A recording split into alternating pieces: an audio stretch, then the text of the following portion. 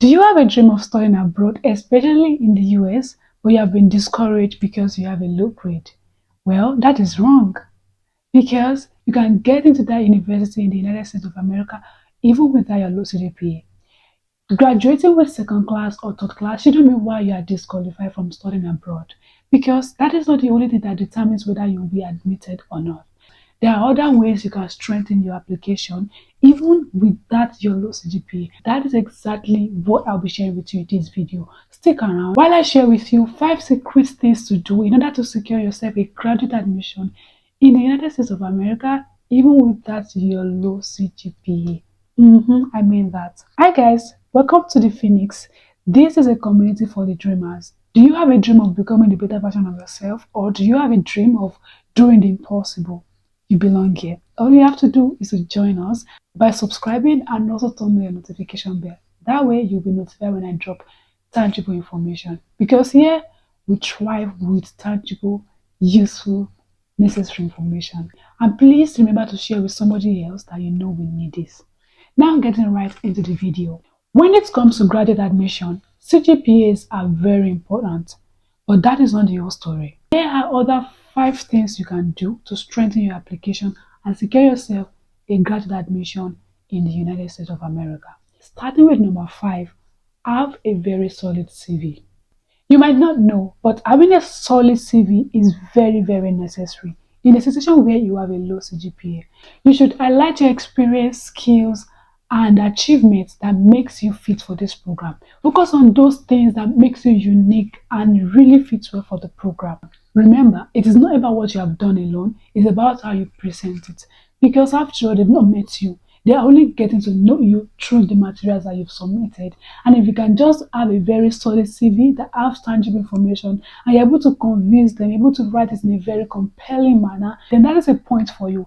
Even somebody with the best GPA doesn't stand a chance with a poor written CV. So it's not something you can just write anyhow. You have to be very intentional about your CV. Number 4, have work experience in the program you're applying for. Work experience speaks volumes, and no matter how small it is very important.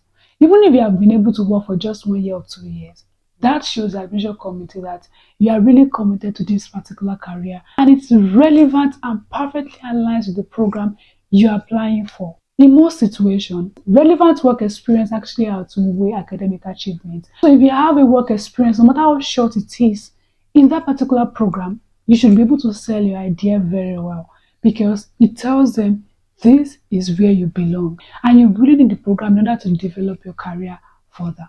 That is a good point. Number 3, statement of purpose.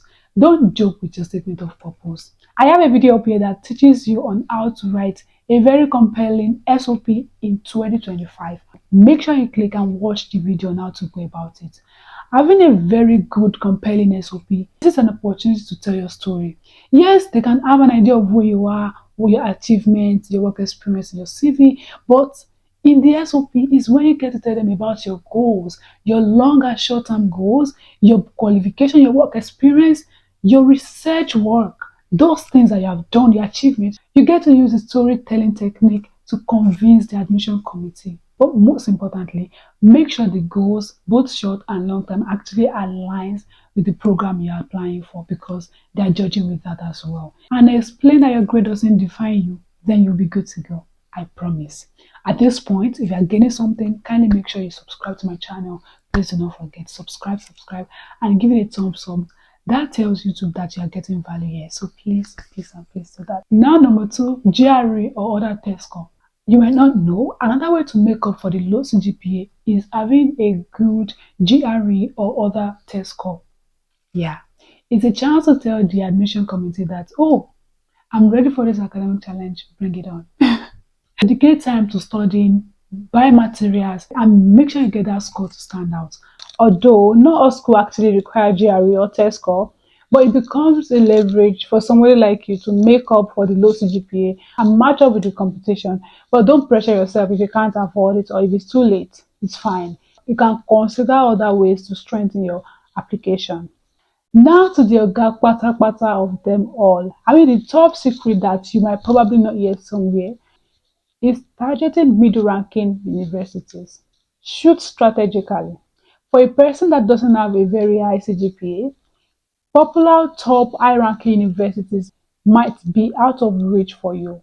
But you see those less popular and middle-ranking universities, they are usually more flexible with the admission requirements. And don't even underestimate them because you think they're not popular. They also offer excellent program that will fit for your career. You just have to do your research to make sure that the school you're applying for actually have the program you want to study. And of course, they have graduate assistantship. You know what it is. So this is a sure way to secure a spot for yourself in graduate school, especially in the US. There is no how you will use this point I've mentioned. Number one, making sure you have a very solid CV. Number two, your work experience should align with the program you're applying for. Number three, write a very compelling SOP. I have a video on that. Make sure you watch the video. And then number four, as I said, I suggest that you write a GRE or test score to make up for the low CGPA. That is optional. And above them all, any school you're applying to should not be high-ranking, very popular universities. You might not stand a chance and you don't want to be heartbroken. It's not always nice. I believe you're able to pick one or two, and I look forward to seeing how this will be of help to everybody that dream to be in the US to pursue their masters or PhD. If you found this video helpful in one way or the other, please do not hold your likes. Give it a thumbs up. Subscribe if you have not. Turn on your notification bell. Share with your loved ones, people that you know will also need and benefit from it. This is all about sharing love. Until next time, be on your toes for information. Do not be discouraged. Nah, don't do that.